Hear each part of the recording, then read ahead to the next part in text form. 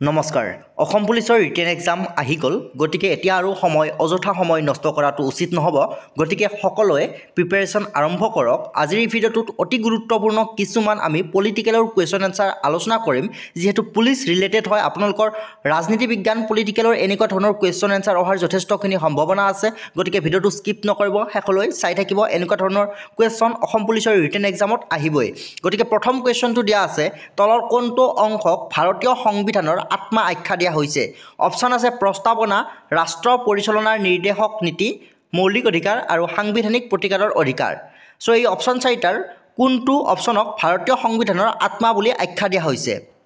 so ইয়াৰ শুদ্ধ answer হ'ব option number D সাংবিধানিক প্ৰতিকাৰৰ অধিকাৰ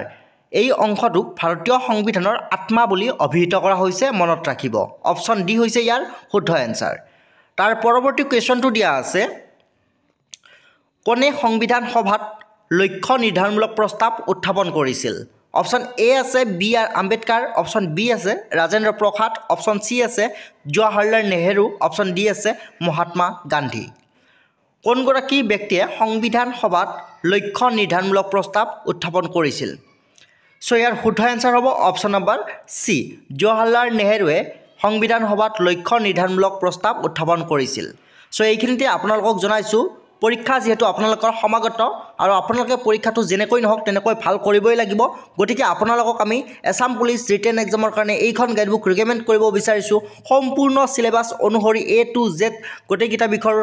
কুৱেশ্যন এনসাৰ আপোনালোকে অসমীয়াতে লাভ কৰিব আগন্তুক অসম পুলিচৰ ৰিটেন এক্সামত আপোনালোকে যথেষ্টখিনি ভাল মাৰ্কছ লাভ কৰিব পাৰিব এইখন গাইডবুকৰ জৰিয়তে যিসকলে এতিয়াও ডাউনলোড কৰি লোৱা নাই ডাউনলোড কৰি ল'ব পাৰিব লিংক এই ভিডিঅ'টোৰ তলত ডেছক্ৰিপশ্যন বক্সত দিয়া আছে সেই লিংকত ক্লিক কৰি আপোনালোকে ডাউনলোড কৰি মোবাইলতে খুব ভালদৰে প্ৰিপাৰেশ্যন কৰিব পাৰিব 100% গেৰাণ্টি আপোনালোকৰ স্ক'ৰ ইনক্ৰিজ হ'ব যথেষ্টখিনি ভাল কুৱেশ্যন এনসাৰ এইখন গাইডবুকত ইনক্লুড কৰা আছে এতিয়াই ডাউনলোড কৰি আপোনালোকৰ প্ৰিপাৰেশ্যন আৰু অধিক উচ্চ খাপত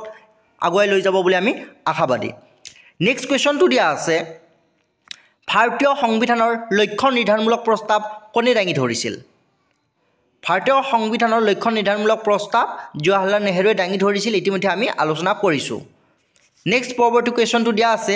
আমি ভাৰতীয় বলা কথা আকাৰে অৰ্থ বহন কৰে অপশ্যনসমূহ দিয়া আছে প্ৰধানমন্ত্ৰী ৰাষ্ট্ৰপতি সৰ্বসাধাৰণ বিষয়াবৰ্গ অৰ্থাৎ আমি ভাৰতীয় বলা কথা আকাৰে কি অৰ্থ বহন কৰে সো ইয়াৰ শুদ্ধ এনসাৰটো হ'ব অপশ্যন নম্বৰ সি সৰ্বসাধাৰণ ঠিক আছে নেক্সট কুৱেশ্যনটো দিয়া আছে ভাৰতৰ সংবিধানৰ প্ৰস্তাৱনাত ঘোষণা কৰা মতে ভাৰতবৰ্ষ এখন অপশ্যন এ আছে সাৰ্বভৌম গণতান্ত্ৰিক গণৰাজ্য অপশ্যন বি আছে সাৰ্বভৌম সমাজবাদী ধৰ্মনিৰপেক্ষ গণতান্ত্ৰিক গণৰাজ্য অপশ্যন চি আছে সাৰ্বভৌম গণৰাজ্য আৰু অপশ্যন ডি আছে সাৰ্বভৌম সমাজবাদী গণতান্ত্ৰিক আৰু গণৰাজ্য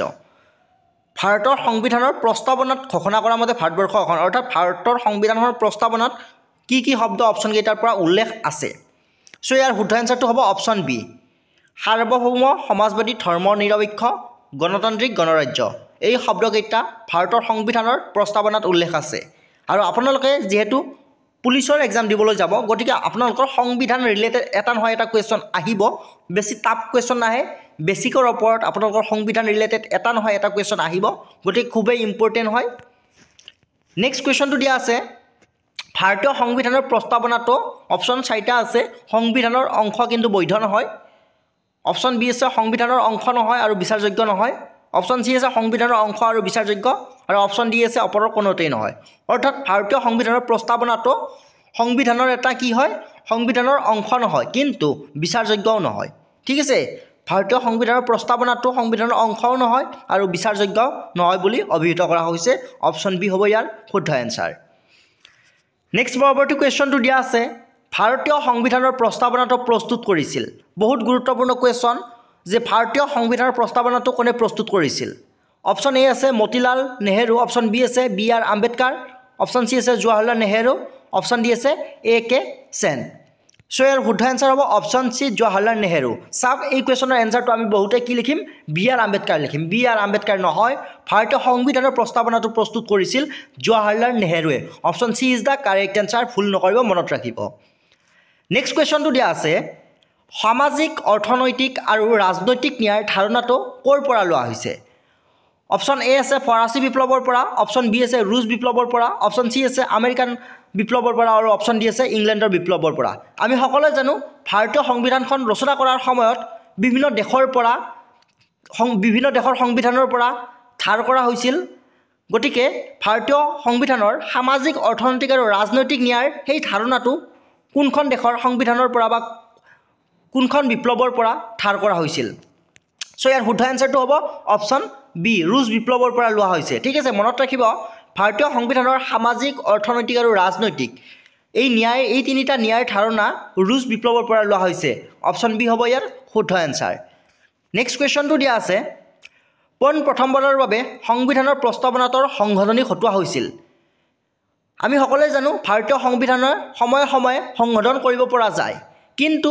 1950 চনত যেতিয়া সংবিধানখন গৃহীত কৰা হৈছিল সেই সময়ৰ পৰা পোন প্ৰথমবাৰ কোনটো আপোনালোকৰ প্ৰস্তাৱনা প্ৰথমবাৰ সংশোধন কৰা হৈছিল ইয়াৰ শুদ্ধ এনসাৰটো হ'ব অপশ্যন বি 46তম সংশোধনীৰ জৰিয়তে প্ৰথমবাৰৰ কাৰণে সংবিধানখনৰ প্ৰস্তাৱনাটোৰ সংশোধনী ঘটোৱা হৈছিল অপশ্যন বি হ'ব ইয়াৰ শুদ্ধ এনসাৰ নেক্সট কুৱেশ্যনটো দিয়া আছে জৰুৰীকালীন সময়ত তলৰ কোনকেইটা শব্দ প্ৰস্তাৱনাত সোমাবলৈ প্ৰস্তাৱনাটো সংশোধন ঘটোৱা হৈছিল সমাজবাদী আৰু ধৰ্মনিৰপেক্ষ এই শব্দ দুটা সোমাবলৈ প্ৰস্তাৱনাত সংশোধন ঘটোৱা হৈছিল অপশ্যন এ শুদ্ধ এনসাৰ সমাজবাদী আৰু ধৰ্মনিৰপেক্ষ নেক্সট কুৱেশ্যনটো দিয়া আছে সামাজিক ন্যায় শব্দ দুটা সংবিধানৰ ক'ত অন্তৰ্ভুক্ত আছে অপশ্যন আছে প্ৰস্তাৱনা মৌলিক অধিকাৰ নিৰ্দেশক নীতি আৰু মৌলিক কৰ্তব্য সামাজিক ন্যায় এই শব্দটো সংবিধানৰ ক'ত অন্তৰ্ভুক্ত আছে ইয়াৰ শুদ্ধ এনসাৰটো হ'ব অপশ্যন এ প্ৰস্তাৱনাত অন্তৰ্ভুক্ত আছে সামাজিক ন্যায় শব্দ দুটা সংবিধানৰ প্ৰস্তাৱনাত অন্তৰ্ভুক্ত আছে অপশ্যন এ হ'ব ইয়াৰ শুদ্ধ এনসাৰ নেক্সট কুৱেশ্যনটো দিয়া আছে ভাৰতবৰ্ষ সাৰ্বভৌম গণৰাজ্য হয় অপশ্যনসমূহ দিয়া আছে 1947 চন 1948 1949 আৰু 1950 চন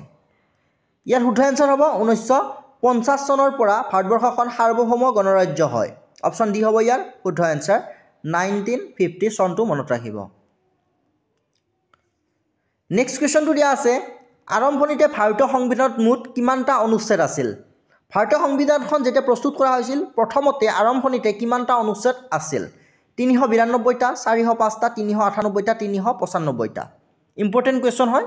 ইয়াৰ শুদ্ধ এনসাৰ হ'ব অপশ্যন ডি 395টা আৰম্ভণিতে অনুচ্ছেদ আছিল 395 395টা অনুচ্ছেদ আছিল আৰম্ভণিতে সংবিধানত ঠিক আছে ইতিমধ্যে প্ৰকাশ পাইছে অসম পুলিচৰ ৰিটেন এক্সামৰ কাৰণে মাষ্টাৰ গাইডবুক য'ত আপোনালোকে সম্পূৰ্ণ সিলেবাছ অনুসৰি আটাইকেইটা বিষয়ৰ প্ৰশ্ন উত্তৰ সম্পূৰ্ণ অসমীয়াত মোবাইলতে পঢ়িব পাৰিব 10,000তকৈও অধিক কুৱেশ্যন এনসাৰ এইখন গাইডবুকত আপোনালোকে লাভ কৰিব সম্পূৰ্ণ সিলেবাছ অনুসৰি প্ৰস্তুত কৰা হৈছে গতিকে আপোনালোকে যদি আসাম পুলিচৰ ৰিটেন এক্সামত বহিম বুলি ভাবিছে বা আপোনালোকে বহাৰ যোগ্যতা অৰ্জন ইতিমধ্যে কৰিছে তেতিয়াহ'লে আপোনালোকে এইখন গাইডবুকৰ জৰিয়তে খুব ভালদৰে প্ৰিপাৰেশ্যন কৰিব পাৰিব যিসকলে ডাউনলোড কৰি ল'ব বিচাৰে ডাউনলোড কৰি ল'ব পাৰিব লিংক এই ভিডিঅ'টোৰ তলত ডেছক্ৰিপশ্যন বক্সত এভেইলেবল আছে